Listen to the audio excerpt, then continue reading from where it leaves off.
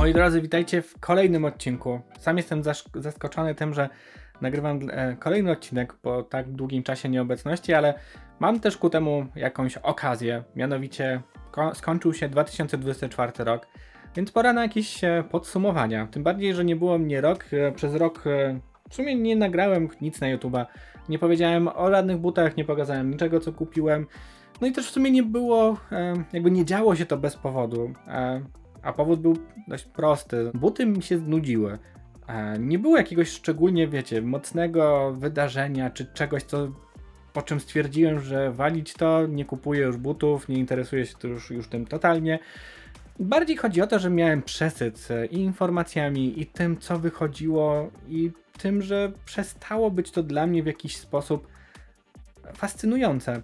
Jednak całe moje życie, jak doskonale wiecie, łączy się właśnie z butami. Pracuję z butami, pracowałem z butami, pewnie do końca swojego życia z butami również będę pracować, więc pora na jakieś podsumowanie i opowiedzenie więcej, co się działo przez ten ostatni rok, jeżeli chodzi o moje buciarskie życie. Ale jest z tym jeden problem. Właśnie w związku z tym, że tymi butami za bardzo się nie interesowałem. Nie interesowałem się też za bardzo informacjami, które wychodziły na temat nowych wydań. Tak samo nie za bardzo dokumentowałem to, co kupowałem.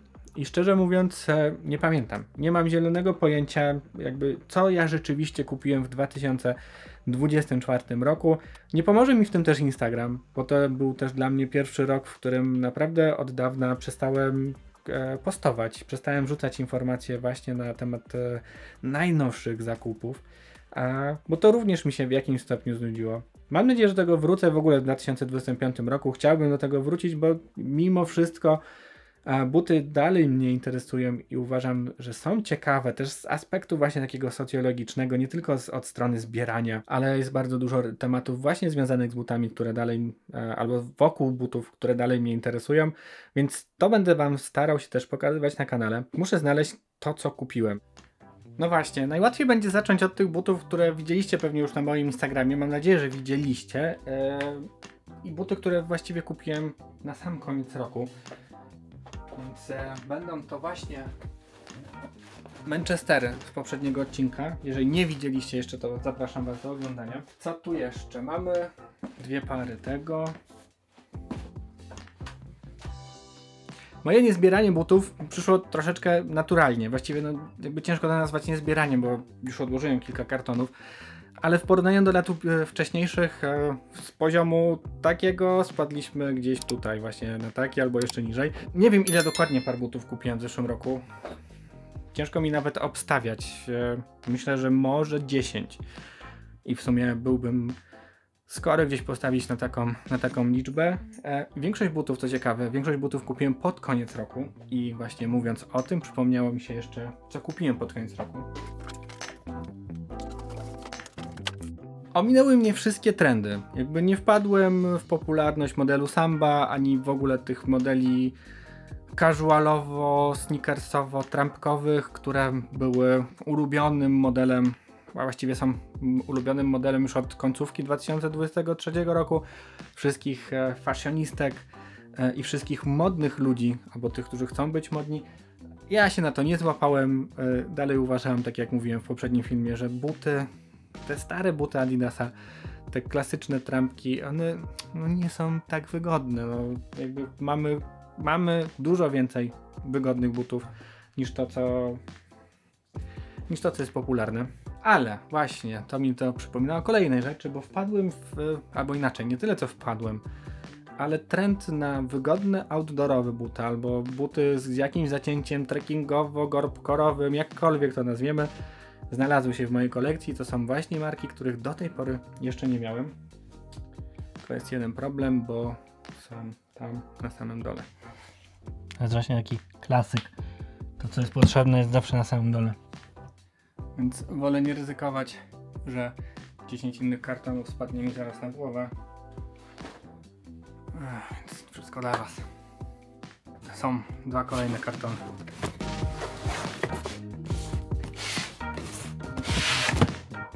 Wydaje mi się, że to wszystkie buty z tej strony. Mam jeszcze drugie miejsce i tam chyba też coś jest jeszcze, co kupiłem w zeszłym roku.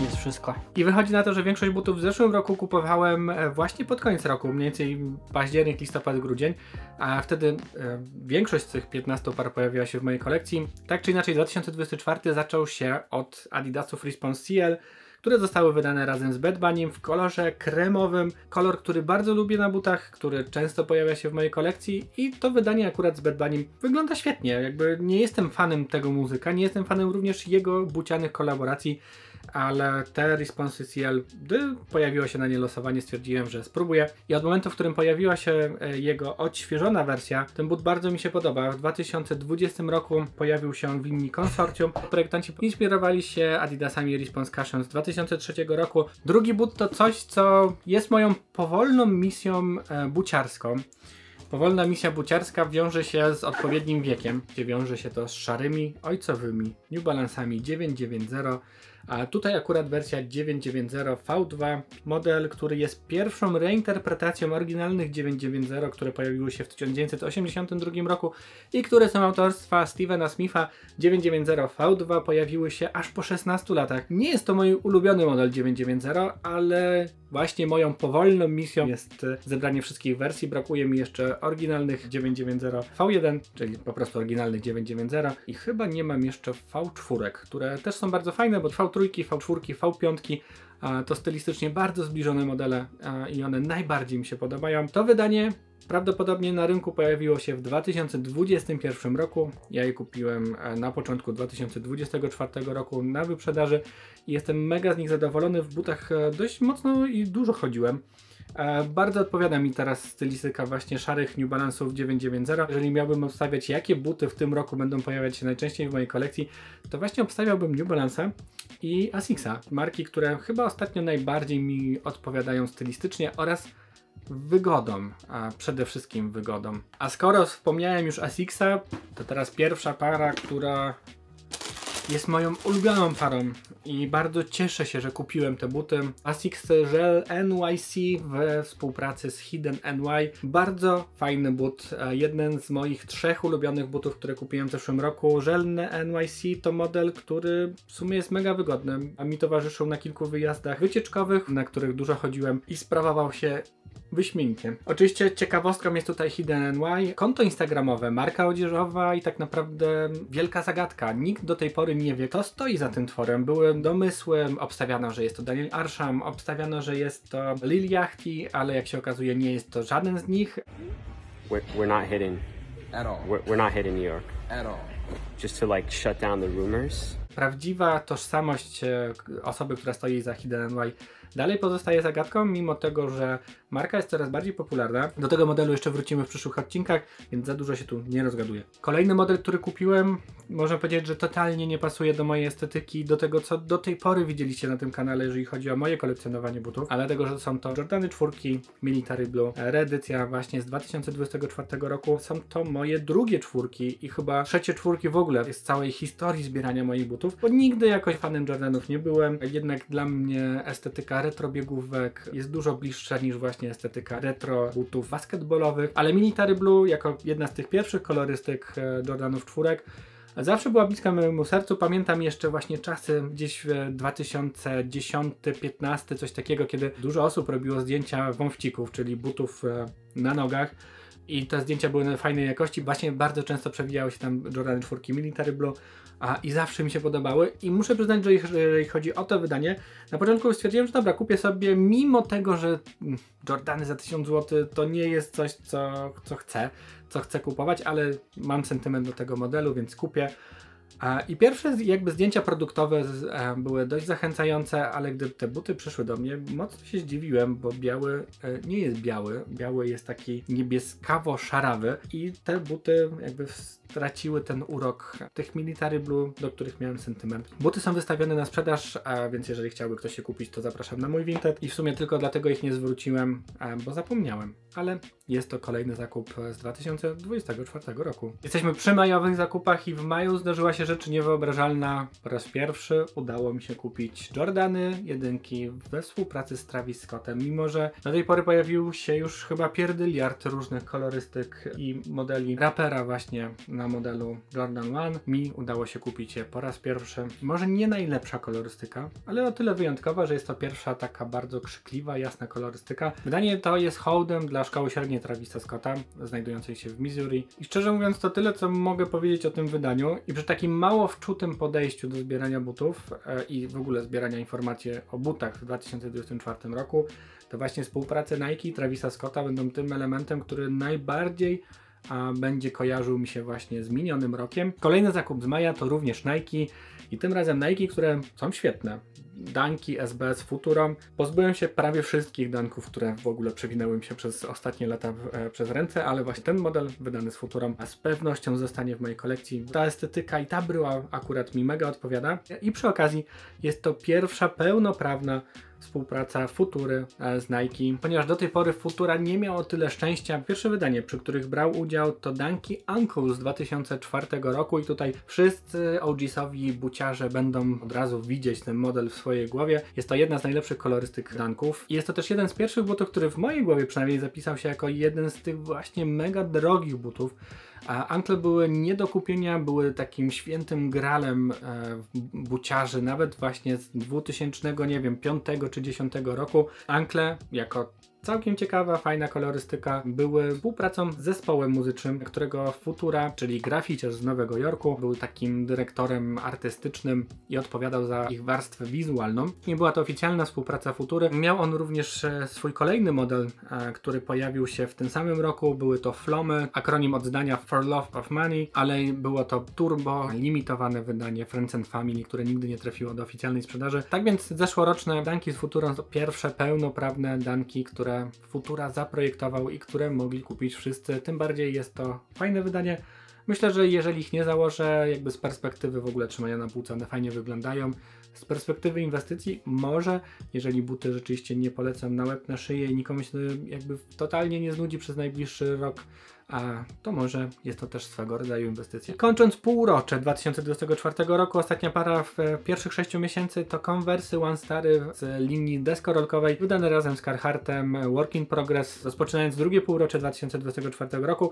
Tak jak powiedziałem wcześniej, po raz pierwszy dotknęła mnie opcja mody Salomonów XT6, model, który cieszy się popularnością już dobre kilka lat. Wszyscy modni ludzie swego czasu chcieli właśnie nosić Salomony XT6 i ja w końcu, mając okazję, też na to się złapałem i nie żałuję. XT6 warte polecenia. Po przerwie lipcowej, kiedy to nic nie kupiłem, i sierpniowej, czyli wakacyjnej, a we wrześniu pojawiły się oto te buty. But, który, jeżeli miałbym powiedzieć, co najbardziej chciałem w zeszłym roku kupić, to właśnie Air Maxy 1 wydane razem z Pattą z okazji 20-lecia butiku marki Patta i reedycja kolorystyki Chlorophyll z 2009 roku. Jako osoba z pokolenia buciarskiego, w którym Air Maxy 1 chyba miały swój najlepszy czas, no nie mogłem sobie tego odmówić. Bardzo cieszę się, że udało mi się kupić. Produkt według ludzi z Patta, ludzi z Nike'a jest oryginalnym odwzorowaniem tego pierwszego wydania z 2009 roku. Ponoć nawet użyto tutaj tego samego materiału. Po tych 20 latach znaleziono jeszcze dodatkowe bele materiały, żeby uszyć kilka tysięcy par butów. Średnio jestem w stanie to uwierzyć, ale tak czy inaczej jest to bardzo fajne wydanie, bardzo ładne wydanie, które jest wierne oryginałowi, a dodatkowo ma kilka fajnych aspektów na opakowaniu czy na wkładce buta, które odróżniają to wydanie od tego pierwszego OG-sowego. Co ciekawe, pierwsze wydanie Chlorophyll było wydaniem z okazji 5-lecia marki Patta. Czas leci, starzejemy się. I w ogóle końcówka roku była dużo bardziej interesująca w moich zakupach, ale wydaje mi się, że w ogóle w całym rynku buciarskim. Od kilku lat, patrząc na to, co marki wydają, kolekcje jesienne, czyli produkty, które dostajemy w trzecim kwartale roku, zazwyczaj są najciekawsze. To wtedy marki rzucają wszystko, co mają, żeby jak najlepiej zakończyć dany rok sprzedażowy. I tym samym Nike wypuściło to, czyli Dunki Wu-Tang Clan, pierwsze retro z tych hiperturbo drogich butów, które Nike będzie nam serwować jeszcze w 2025 roku i model, który wzbudził tyle samo szczęścia i zainteresowania co negatywnych komentarzy i złości wśród kolekcjonerów butów. I właśnie ze względu na to wydanie pojawiło się pytanie, czy buty o statusie niedostępnych dla przeciętnego człowieka powinny powracać. Czy musimy mieć wszystko? Jeżeli chodzi o Nike, to uważam, że jest to jedna z fajniejszych rzeczy, które robią właśnie, przywracając część turbo niedostępnych do tej pory modeli limitowanych. Głównie ze względu na to, że każdy z nas chciałby się nimi cieszyć. Lubię Wu-Tang Clan, słucham Wu-Tang Clanu, a dunków Wu-Tang Clanu do tej pory nawet nie myślałem, że mógłbym kupić, ponieważ buty osiągały astronomiczne kwoty. Oficjalnie ponoć wydano tylko 36 par, więc nie miałbym szans, chyba żebym wygrał w Totka, ale nie miałbym szans jako zwykły, przeciętny śmiertelnik z Polski kupić sobie właśnie oryginalne wydanie Wu-Tang Clanów, ale reedycja Nike'owa sprawiła, że buty znajdują się w mojej kolekcji i zostaną w mojej kolekcji. Są plotki o tym, że pojawią się jeszcze Air Force 1 z PlayStation, że pojawią się Jordany 4 z Undefeated. Kolejne modele właśnie z tego statusu, z tej półki naprawdę niedostępnych butów dla przeciętnego człowieka. Butów, które kosztują po kilkadziesiąt czy kilkaset tysięcy złotych, a będą mogli mieć wszyscy. Dajcie znać, co wy o tym sądzicie, jakie jest wasze zdanie właśnie na temat przywracania przez Nike tych turbo limitowanych starych wydań. Czy to dobrze, czy nie? Czy to dobrze z perspektywy rozwoju sneaker gry i zajawki? Czy jest to tylko i wyłącznie skok na kasę, którą robi Nike? Kolejne wydania to już te buty, które robią mi za tło. Więc szybciutko tutaj Schachermacher. To widzieliście w ostatnim odcinku. Jeżeli nie widzieliście, to was serdecznie do niego zapraszam. Jak zauważyliście, większość modeli, które wam do tej pory pokazałem, to nowe modele. Modele właśnie wydane w 2024 roku. I rzadko się zdarzało, że w zeszłym roku, w 2024, kupiłem coś starszego, a to akurat jest pierwsze takie wydanie. Buty, które miałem już 2 razy w ręku, a za pierwszym razem je odesłałem, za drugim razem trafiłem je na wyprzedaży właśnie na koniec roku. Adidasy Super Turf Adventure wydane razem z Seanem Wotherspoonem i marką Hot Wheels. Kolorowy bucik, outdoorowy bucik. Sam model pierwotnie został wydany w 2022 roku, więc jest to już teraz rocznikowo 3-letni projekt. Jednym z fajniejszych bajerów tego wydania jest światłoczuła część cholewki, która właśnie pod wpływem promieni słonecznych zmienia się, co zresztą teraz widzicie na ekranie. Jak przystało na współpracę Seana Wotherspoona i Adidas, model został w dużej części wykonany z materiału z recyklingu. Kolejny końcowo-roczny zakup to Merrell. Nie spodziewaliście się tej marki tutaj, również ja. Merrell jako marka outdoorowa. Model Ontario kupiony po prostu na jesień. Jednak bardzo przemawia do mnie jego estetyka, plus jeżeli chodzi o właściwości takie typowo zimowe, których w 2024 roku mogliśmy doświadczyć, spisują się bardzo spoko.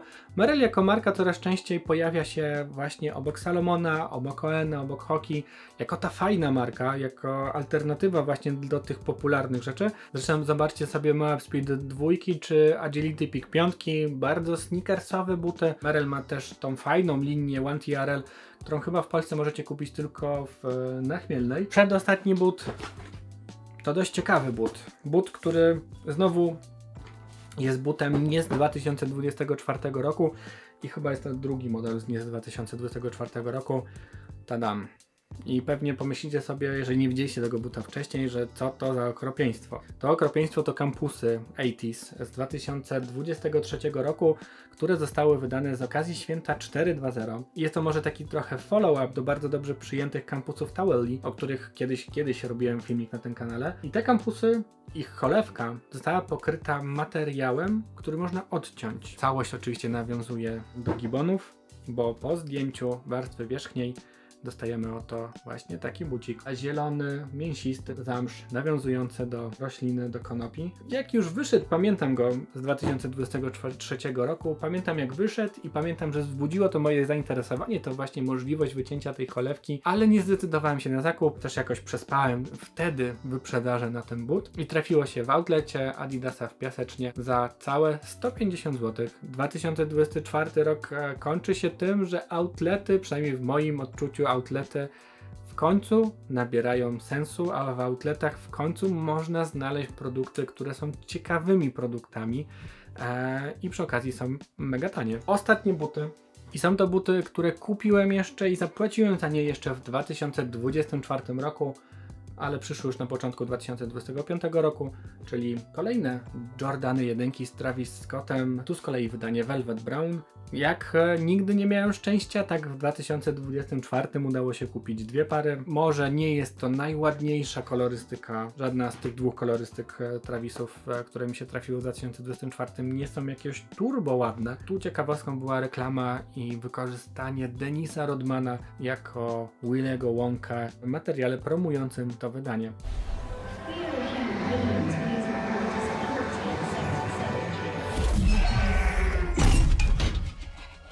Nice landing. Welcome to the factory.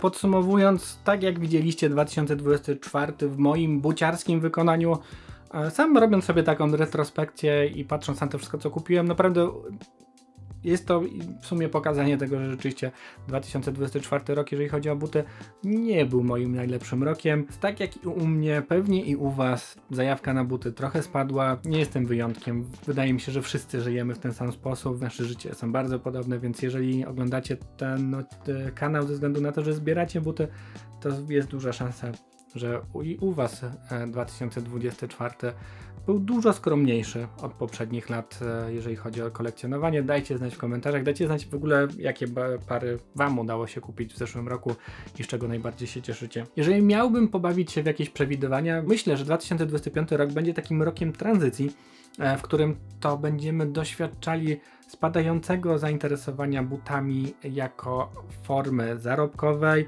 resellerskiej, jako formy kolekcjonowania i hobby, czy nawet inwestowania, a więc tym samym coraz więcej produktów będzie zostawać w sklepach, coraz więcej produktów będzie lądować w outletach, więc prawdziwi kolekcjonerzy i osoby doceniające poszczególne wydania będą mogły się tylko i wyłącznie cieszyć z tego, że większość produktów będzie można kupić na przecenach, na wyprzedażach lub właśnie finalnie w outlecie za te przysłowiowe kilka stówek.